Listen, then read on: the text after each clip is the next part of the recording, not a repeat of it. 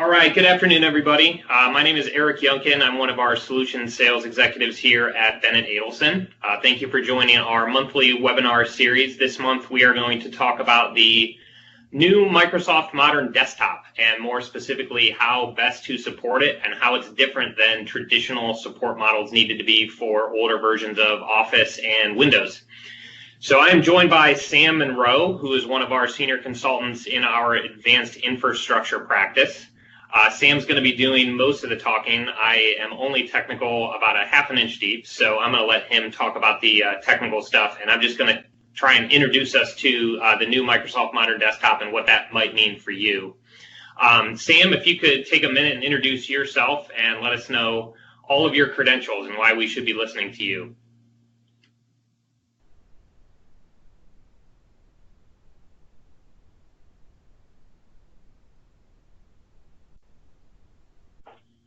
Sam, you're muted if you don't already know.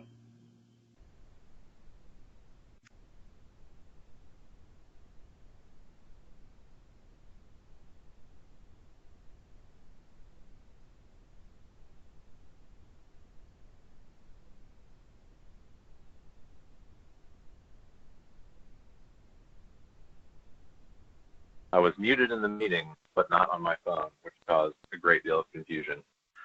So now that you're all questioning my credentials, let me tell you about them. My name is Sam Monroe. I'm an infrastructure architect here at Bennett Adelson. I've been working with SCCM in some version or another since 2011, and I've been working with Microsoft technology since 2009. Today we're going to basically kind of talk about where Microsoft is going as far as updating all of its different parts to infrastructure and how we got there and how we're going to proceed. So let's go ahead and kick things off. All right, sounds good. And you know what? That was my fault, Sam. You can blame the sales guy for not knowing how to run Skype properly. So I apologize about that. All right, so when we talk about the Microsoft Modern Desktop, what we're really talking about is Microsoft 365. So for those of you who aren't familiar, Microsoft 365 is how Microsoft is now packaging basically Office 365, so all the traditional Office applications, Windows 10, the newest version of Windows, which should be Windows 10 forever, and enterprise mobility and security. So that includes Configuration Manager, Current Branch, and also Intune.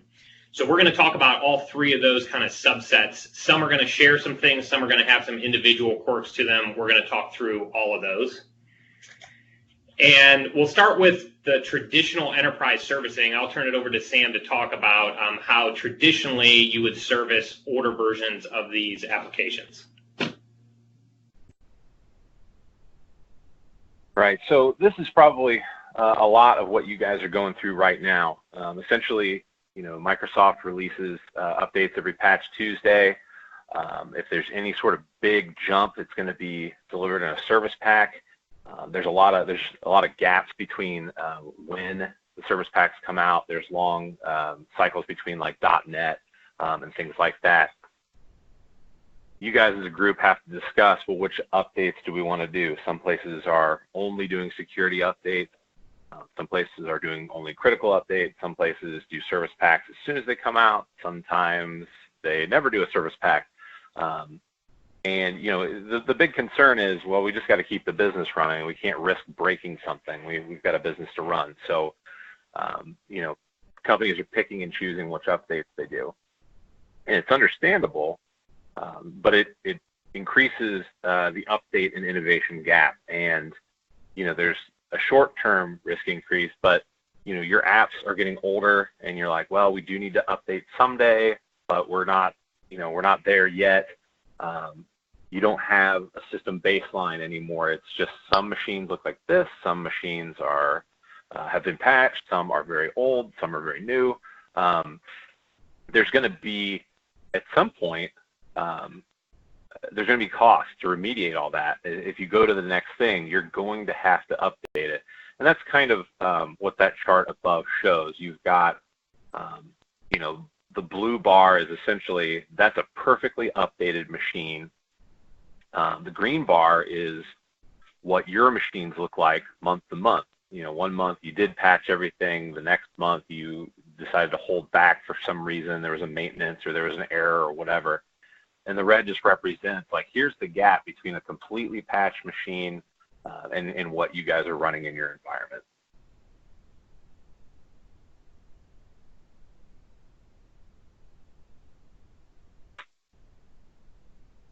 So to kind of show, what this looks like, we'll use Windows 7 as an example. There's a lot of fragmentation that goes on in patching. Sometimes a patch will come out and it's like, well, we patched it and it broke a bunch of our system. And people are kind of quick to say, it was obviously this patch.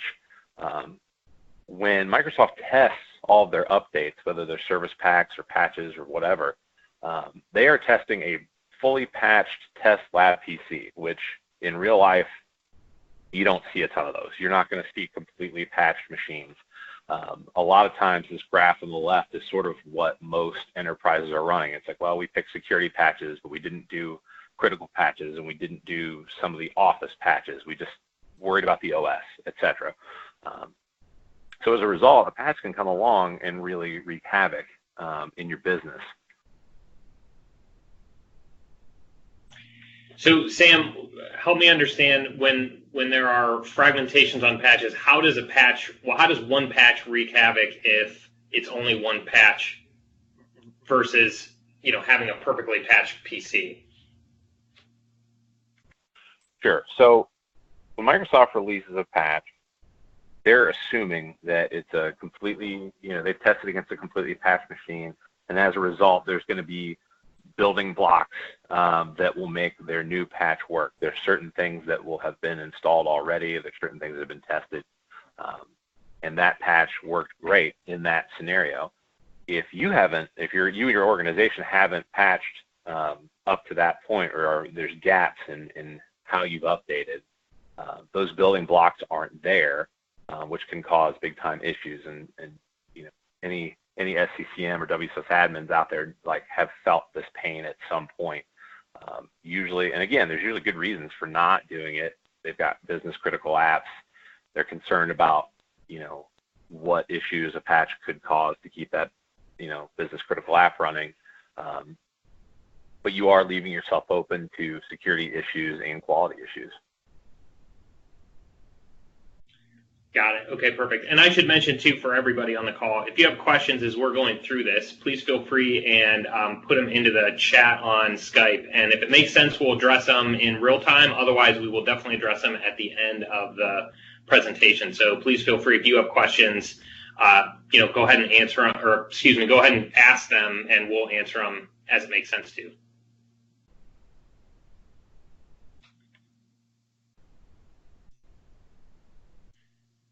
So this is basically where we're headed, and this, we're talking about Windows.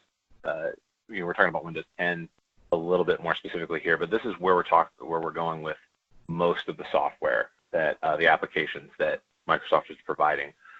Your first stage is, plan and prepare. You're going to leverage the Windows Insider program. These are machines that, like an IT user's secondary machine. This is not something you're using for day-to-day. But this gives you the opportunity to follow the development of new features. You can start preparing for future deployment of features. You can provide feedback to Microsoft on any concerns that you've seen with this, the Insider program. So that whole time, you're sort of getting ready for the next version of Windows. The targeted deployment, basically as soon as a semi-annual channel feature update is released, a fully formed version of your application, that's going to be released right away. You're going to send it to targeted pilot deployments. You're looking at about 10% of your users, maybe a little less.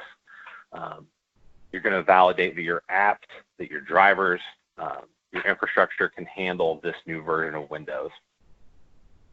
As soon as you feel good about that as an organization, you're going to broadly deploy it out to everybody else. This is sort of how this cycle is going to continue.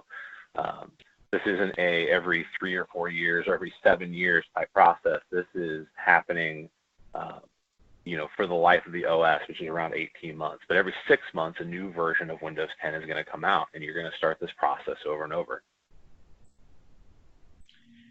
So we'll roll to the next slide here. It helps us kind of visualize what that looks like. So here is the new way Windows 10 is going to be rolled out per build. We actually had to update this slide about 2 weeks ago, a little less than, when Microsoft announced that they were going to support certain builds beyond 18 months. They'll now support them into 30. So this is actually an extended support period, but I guess it's my understanding that not every build will be that way, that only some will be. And I get real confused with the build numbers, Sam. I know you know those a lot better than I can. So can you help us understand which builds will be supported for only 18 months and which will be supported for 30? Sure. So we don't have it listed on this chart, but 1607, Windows 10 1607 is still supported right now, and they have extended that out 30 months from the release date. All the ones you see listed on here will be supported for 30 months, and then Microsoft will no longer support that version of Windows. After that, any of the X03 versions, 1903, 2003,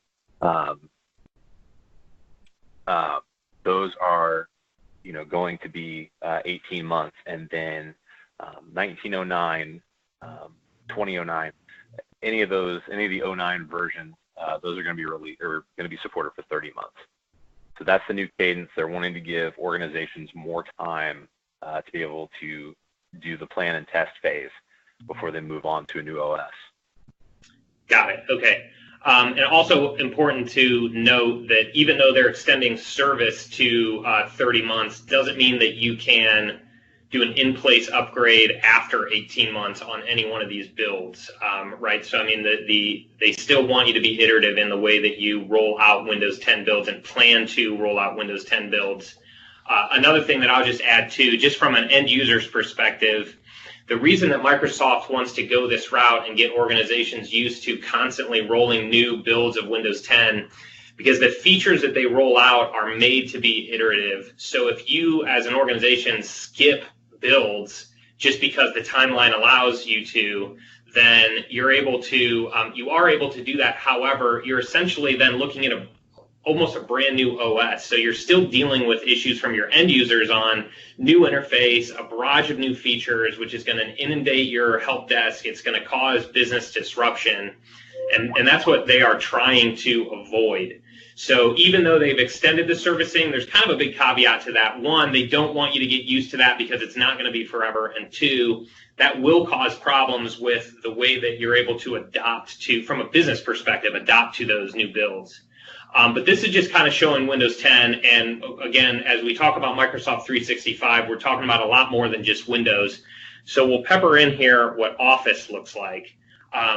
So Sam, Office 365 is on the same schedule, but they did not extend servicing on O365, right? So that's going to follow the same path as what Windows 10 originally was supposed to. Is that right?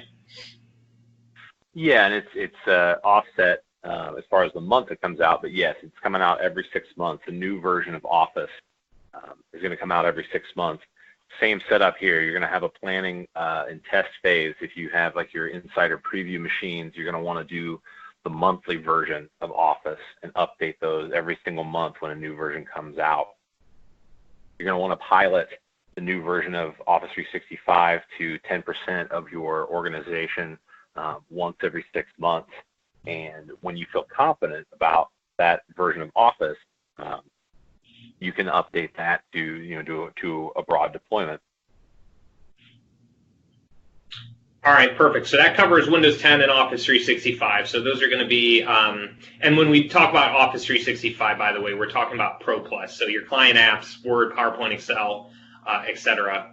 But we also want to talk about EMS. So we have, last but not least, Config Manager. So this one looks way more intimidating. And I understand, Sam, that it's not as challenging to plan and test Config Manager just from an IT perspective. But if you could maybe talk about some of the feature sets in Config Manager that you're seeing being updated so that if I'm an IT person and I'm using ConfigMan to manage our desktops and our endpoints, why do I want to continue to update every 4 months to a new build? Sure. And so, along these lines, yes, you are updating your configuration manager environment, once every 4 months. And there are ways to kind of pilot some of those things, but the way they've built the new process is in the console. It does most of the prereq checks for you. It handles a lot of the scary, I'm updating a service pack or I'm updating SQL, a lot of that stuff. A lot of the scariness has been removed thanks to the in-console upgrade. Essentially, the reason you want to do this is ConfigMan is adding a lot more cloud-based utilities. The Cloud Management Gateway, which also can handle content now, co-management with Intune. Essentially, Microsoft is wanting everybody to manage their infrastructure from the cloud. We're not there yet. Configuration Manager is definitely not going away anytime soon, but you can leverage a lot of these features and start looking at, what's the future of my organization going to look like if you continue to stay up to date on these items. And there's just a lot of good features. For instance, 1806 has CM Pivot, which is sort of a competitor with Tanium, and it can give you a live look at your environment. That was been one of the major complaints about configuration managers. It's not live. CM Pivot is live. There's features as far as like VPN profiles. So you might be able to ditch, whatever you're using for your VPN software. With Windows 10, you can just deploy those profiles, via SCCM. So there's a lot of great features that are coming out. And there's a good reason to stay up to date because slowly but surely we are going to the cloud. It's a cheesy phrase, but it's true. All right, perfect. And then just to add this in, because I actually like how this displays. So basically, because of how these builds are rolling out so rapidly, if I'm a large organization, I could have 3 different versions of Windows and 2 or 3 different versions of Office Pro Plus in my environment at the same time to support. So Sam, could you tell us what are the challenges that you see in clients that you work with when you are trying to support those 3 all at the same time? Well, yeah, I'm sure most of you probably are feeling the pain right now of being short-staffed or under budget or under budgeted.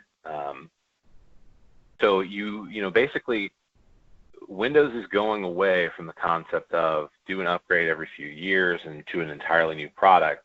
This is essentially like an application that needs to be maintained, and all three of these are applications. New updates are coming out. You have to test them. You have to test them against the applications you already have.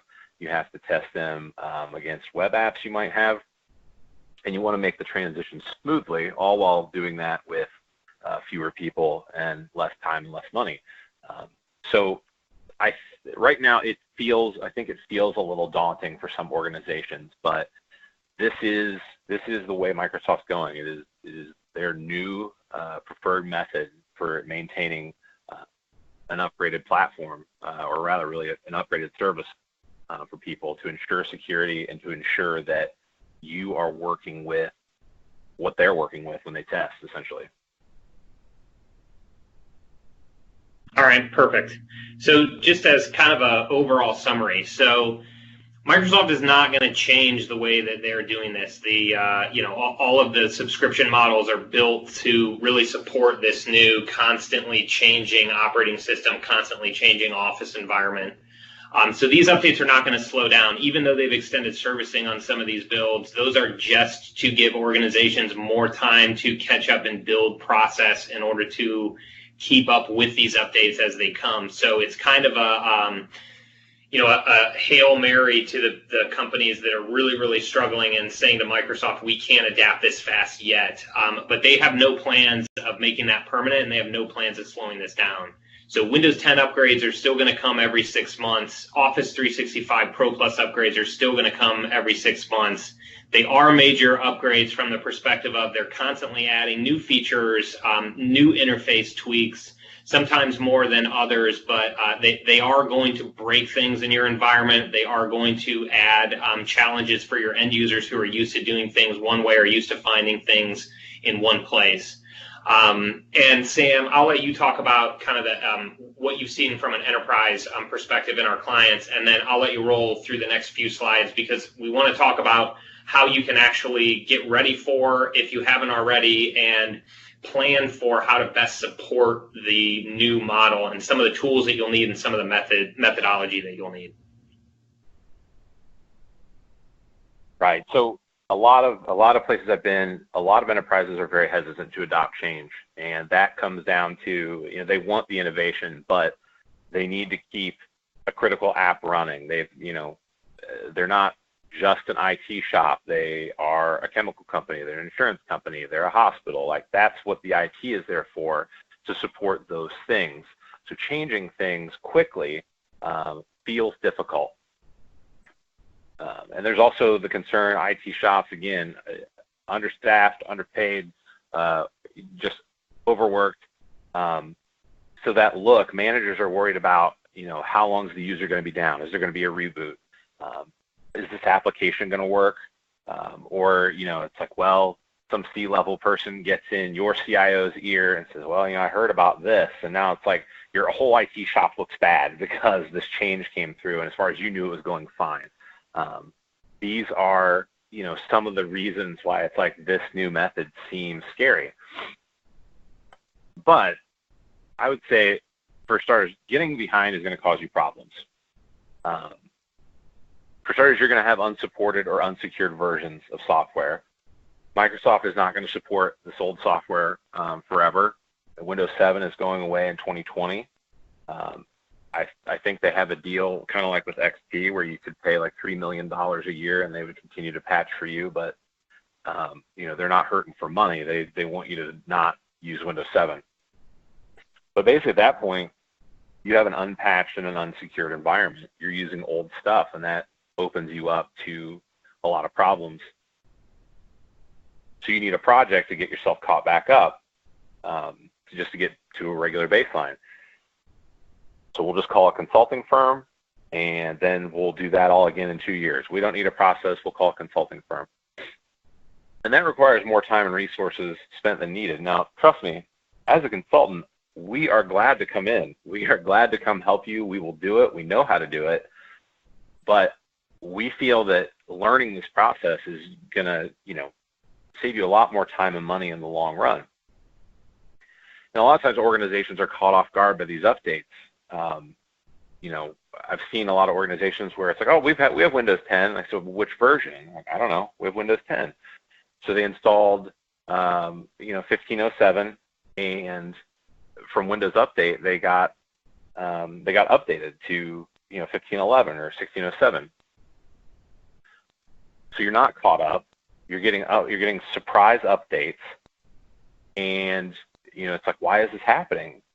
I was telling Eric earlier, it's like, for some reason at our house, Christmas is a surprise every year, even though it comes every single year, December 25th. We don't have money, we don't have presents. We're like, what do we do? It seems like a surprise. If we would create a process, there wouldn't be any surprises. And that's what needs to happen with your business. You need a process. You need to know, when the updates are going to come, who they're going to go to, and how.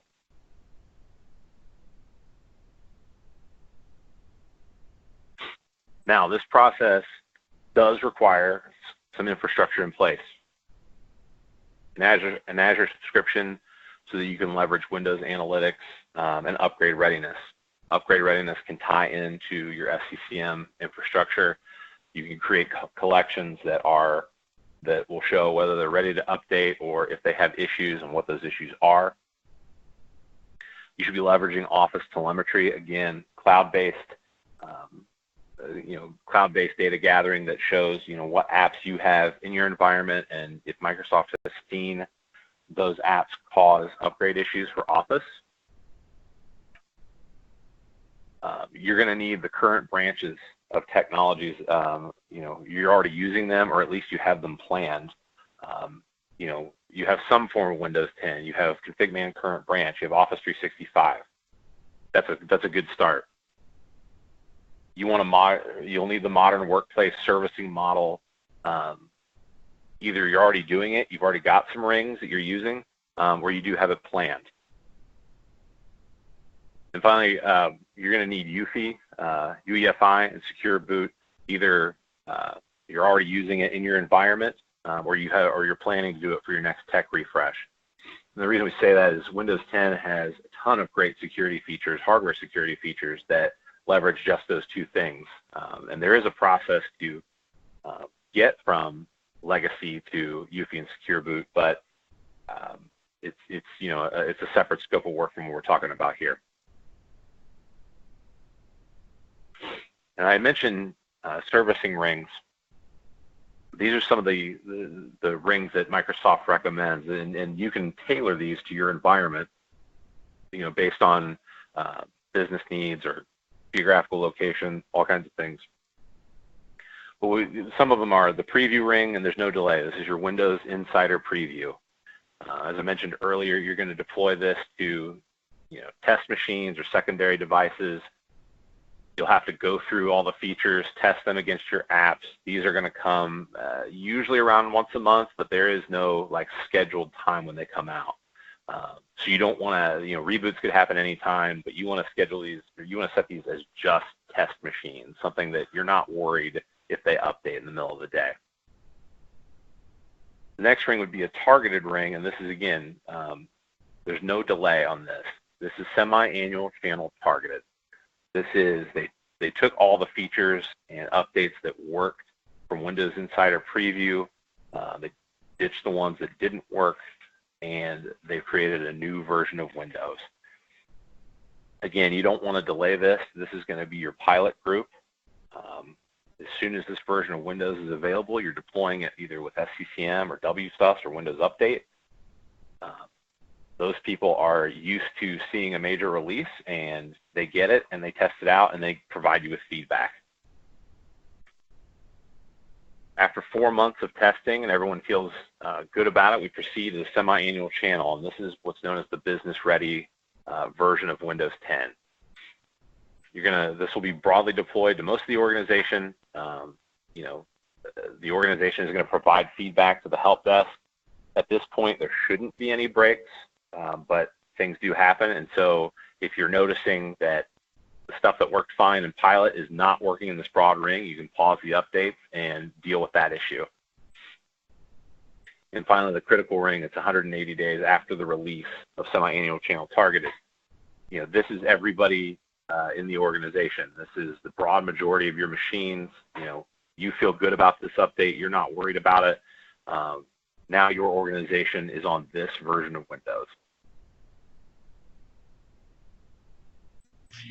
Perfect. And so, Sam, one of the things that we hear a lot is with the preview ring and the targeted ring especially, so if we're using the preview ring, we're using Windows Insider Preview as an organization, and we're starting that soon, like on the real cutting edge of a new build, what's the real value in that if there are issues that I'm going to run into with my applications in the environment that are going to get fixed by the time the targeting ring and the semi-annual channel comes out anyway? So why even waste that time on the Windows Insider Preview? So what have you seen, how does that work if I'm an enterprise, and what's the value of doing it that soon? Right, so Windows Insider Preview will give you it'll give you a list of features that may be valuable to your business. And can also, see if, if there's any issues with breaking any of your applications. And so about it before, and Windows and Microsoft is monitoring, these versions of Windows.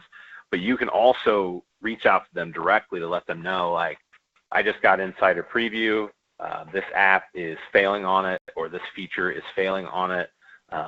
That information is invaluable, and if you provide that, to them quickly, and they've been responding very quickly as of late, but they will make a note of that and be sure not to include it, or they'll try not to include it in the next version of Windows, so that by the time you get semi-annual channel targeted, the issue that was found in Insider Preview specific to your business is not going to be a problem when semi-annual channel targeted comes out. All right, perfect. So in other words, Microsoft is working with you as part of the Windows Insider Preview. So they're listening to what you have to say, and they're actually making changes directly to help you with the process. Right, and they want you to reach out directly to them, and no environment is exactly the same, but there are a lot of environments that are very similar. And so they are able to leverage all that data and combine all that information to be able to create a very stable version of Windows that comes out. And they are somewhere in the range of guaranteeing, I believe, they said about 99% of apps are compatible with new Windows updates. That's their compatibility promise. And I'm sure we're going to hear a lot more about specifically how they plan to do that through Ignite, but that's one of the articles I've just read recently as of September 6th.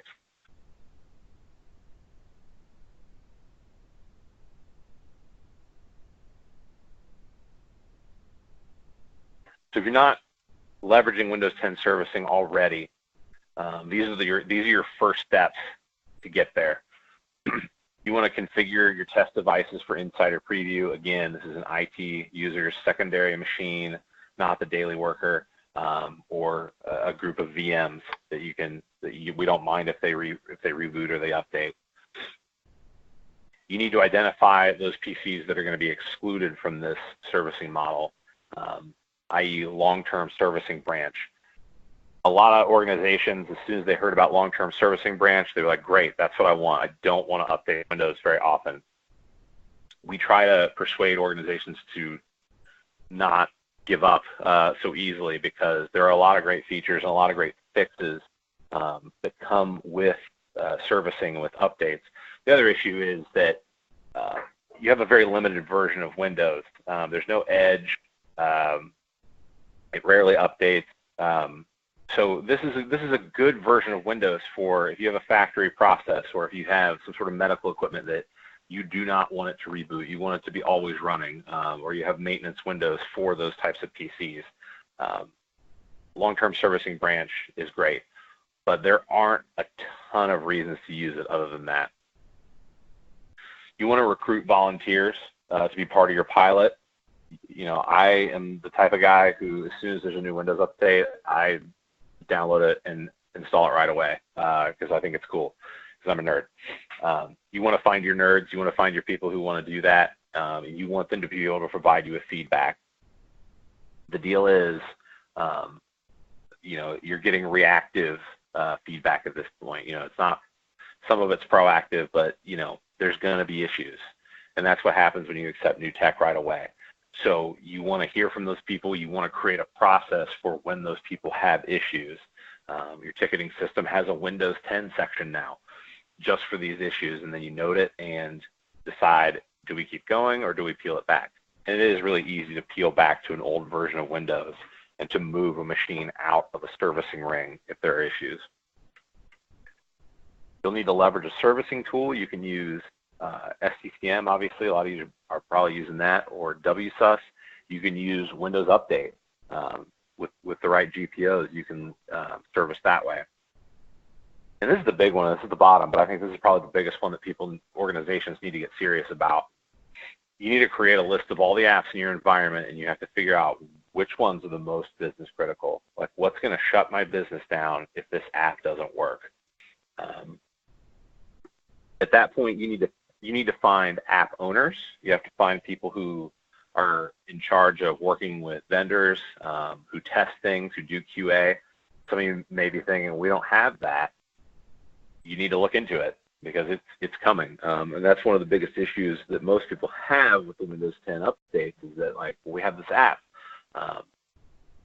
You need to have accountability. You need to have someone who you can talk to and say, hey, did you test this? If it didn't work, what didn't work? Who do we call to make it work?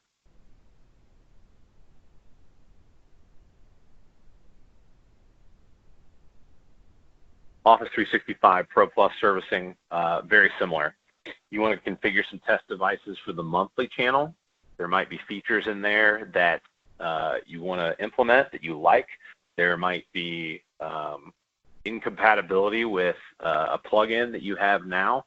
You need to know about that before you do a wide release, so there's no surprises. Again, you want to identify your excluded PCs. Maybe you've got stuff that needs Office, but you don't want it to update very regularly. So SCCM actually has a servicing tool that you can create a new version of Office as it comes out. It'll actually create the application for you. It's fantastic. I believe that started in, I want to say 1706, maybe 1710, but otherwise, WSUS can also be leveraged, or Windows Update. You want to create servicing rings for this. Your pilot group or your testing group is going to be monthly channel. You need a group of app compatibility testers. That's going to be the one that comes out every 6 months. As soon as it comes out, those users are going to get a new version of Office, and they're going to test, and they're going to give you feedback. And then finally, like your business units, you feel confident about the new version of Office, you're going to release it out to everybody, and now everybody's on the latest version of Office.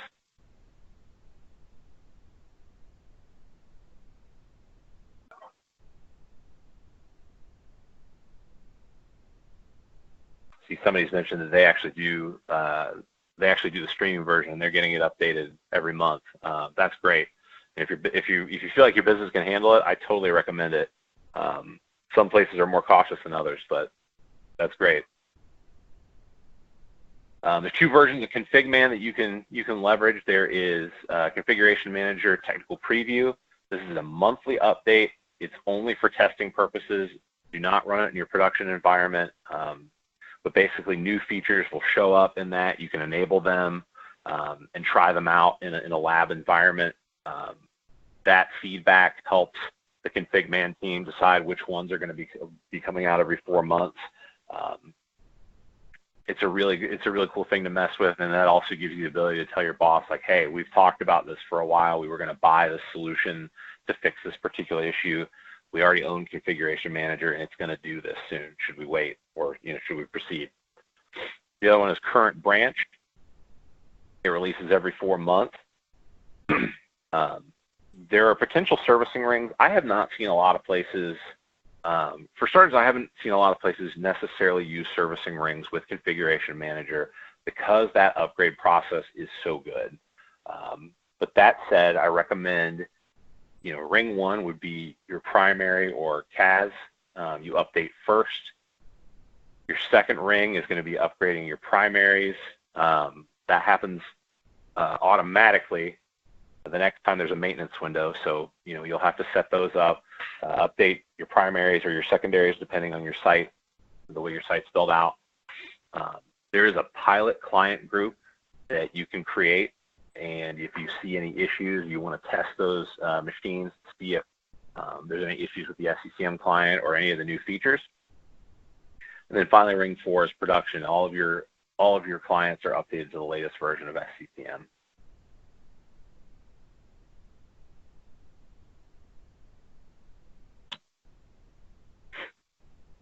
So, the traditional way of doing things meets the modern desktop. Like, what does that look like? I know everywhere I've been, IT staffs are overwhelmed. They're trying to keep a business running. They're trying to put out fires. They're trying to make sure that users are happy. They're not, too put out. They want to make sure that the IT team looks good and there's no griping. So that's a busy job, and they may not be learning the technology quick enough. They may be doing some of that in their off time. You've got the super nerds out there like me who just read about it, even when they're not getting paid. You've got a few of those people, but some people it's like, look, I'm busy doing this. I just don't have time. That's really normal. We see that in a lot of places. We see IT management. They hear about these changes and they want to implement them, but they don't want to break anything. They're scared to, we got to keep this business running. I know this sounds cool, but it's not going to work here. That's their thinking. And so they're a little bit resistant to this change, like they want to slow it down, but Microsoft is moving forward. So basically it comes down to this. If you're not prepared to to update. You're going to risk either extending past Microsoft support windows. You're not going to have an unsupported product, an unsecured product, or you're just going to push out an update that you're really not ready for. You know, it's like, okay, it's 2020. We should be on Windows 10. Let's do this. And you're going to have all these issues. And the reason you're going to have these issues is because you just don't have a process in place. And that is really one of the major, that's really where the major headaches have become with this process.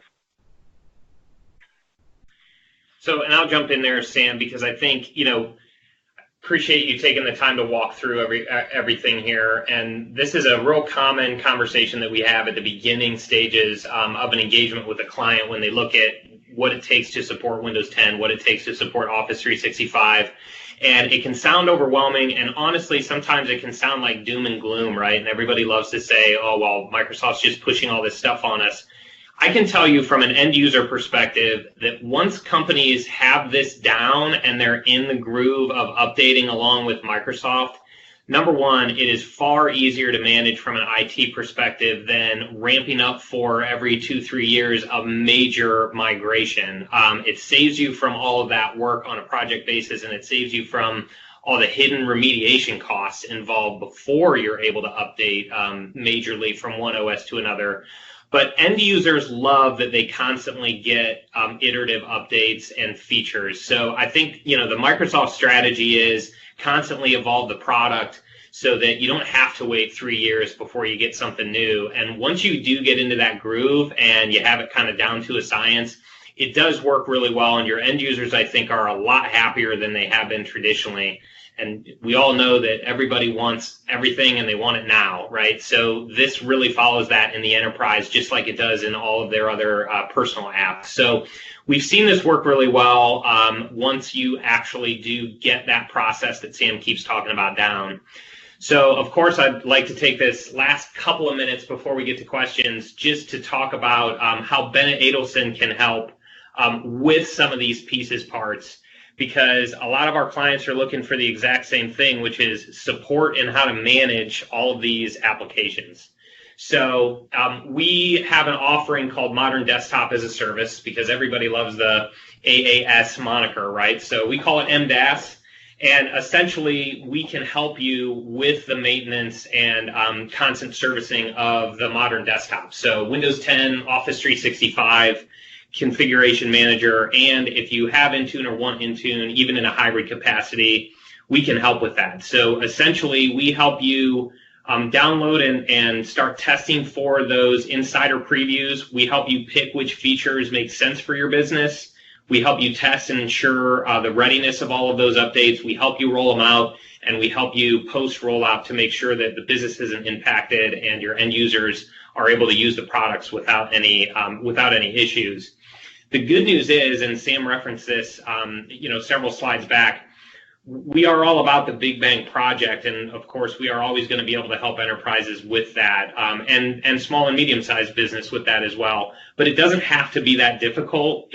In a service offering like this, you kind of keep your costs down to a smaller, more manageable monthly cost, so that you can just maintain and let your IT teams focus and your business teams focus on the core of your business. We can help you take care of all of the everyday as it relates to managing M365. And the couple of big advantages to that, the main one is the technology. We're a Microsoft partner, so we know about technology sooner than most, and that means you know about it sooner than most. Trends is a big one too. We deal with companies of all sizes across all industries in Cleveland, so that experience becomes your experience as well. We can learn things in other environments, face other challenges that you then get the benefit of. And time, in my opinion, is the most important thing because, Sam, you mentioned it. I mean, we never walk into an environment and have companies tell us, oh, well, we got plenty of time. We got a bunch of IT folks in the back that are just sitting around twiddling their thumbs waiting for us to tell them what to do. It's just never that way, right? So you already have a business to run. You already have tasks to manage.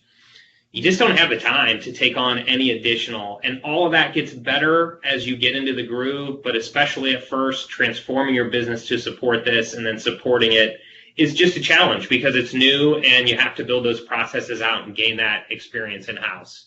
And then the right solution, I mean, we are collaborative with all of our clients on all of our engagements. So we always focus on your business, what makes sense for your business. So there may be 1,000 applications, maybe only a few of them are business critical, and 100 of them are ones that are used all day, every day. So those are the ones we're going to make sure we test with, and ensure that everything is compatible before it's rolled out. So we'll kind of customize things to you. So that's it. That's the end of my little spiel, I promise. I do want to get to some questions, and I'll open it up to everybody. I have 2 questions that were handed to me prior to beginning as people went through the registration process. So I'll ask those first. That'll give you guys some time. If you can chat in line, or when I'm done, please feel free and unmute and ask any questions. We have Sam and a few other members of our infrastructure team here to ask questions for. So I'll start with one of the questions, and I think, Sam, you could probably answer both of these for me. The first is around O365. So I think most people realize that Windows 10 is critical, and you have to test for those updates, and you have to make sure that everything is compatible before rolling that out. But a lot of people question how important it is build to build to test anything in Office 365, because at the end of the day, we're just talking about Word and PowerPoint and Excel primarily, right, and Outlook. So how important is it? I mean, do you really need to plan and prepare and pilot and test and go through all the servicing rings if you're just updating one build to another build in O365 Pro Plus?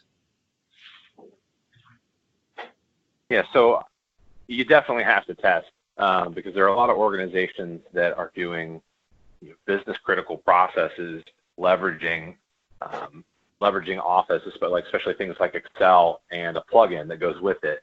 So if you just kind of assume that, well, it worked 6 months ago, it'll be fine.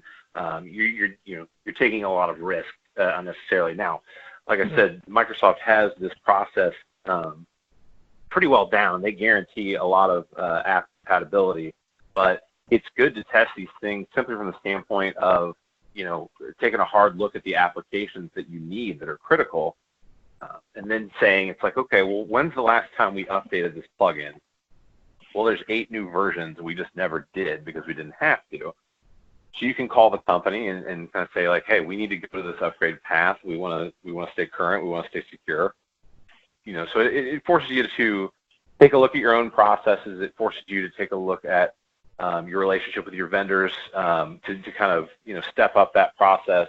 So there's a lot of good reasons to pilot these things. You want to find out in the lab and not after you've deployed it to 5,000 people and then you find out it doesn't work. Okay. The second question was around Windows 10, and I think this is maybe more applicable in a more medium-sized business than in the enterprise, but the question was essentially, so what if I run out of service on a Windows 10 build? So in other words, if I don't update and I go beyond that 18 months or 30-month servicing model, what's my real risk? Well, a couple things. You're at that point you're unsupported, so you're not getting security updates. You're opening yourself up to being exploited from malicious sources. Additionally, if you I believe you go N+2 is the number. The version of Windows +2, you can still do an in-place upgrade. If you go beyond that, at that point, it's essentially like trying to go from XP to 7. Like, you are going to have to do a wipe and load. You're going to have a whole migration project. It's just a whole lot easier and a lot cheaper to continue updating your version of Windows, stay up to date, and there's going to be problems. This is breakneck speed compared to how things have been in the past. But using a lot of the tools we mentioned and creating a good process, you're going to be on top of those problems. You're going to know about them, and it's not just going to be a matter of like, well, Windows 10 broke it. It's like, well, did Windows 10 break it, or do we have a really old app, or do we have a really old process that we should probably update? This is going to force innovation. It'll be tough at first, but IT the way it's done today, wasn't how it was always done, and that wasn't even a thing 20 years ago. So it's, you know, it was a tough innovation then. It'll be a tough innovation now, but we'll get there. All right, perfect. Thanks, Sam. Anybody else have any questions that we can answer for you at all?